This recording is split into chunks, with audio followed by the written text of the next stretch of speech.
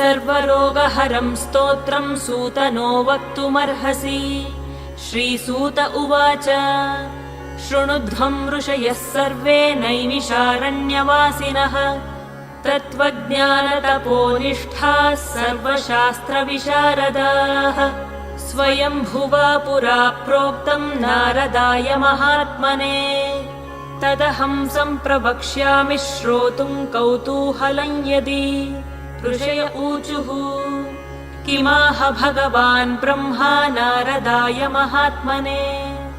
सूतपुत्र महाभाग वक्तुमर्हसि साम्प्रतम्।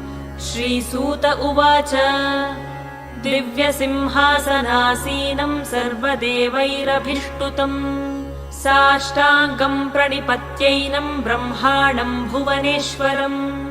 नारदः परिपप्रच्छ कृताञ्जलिरुपस्थितः।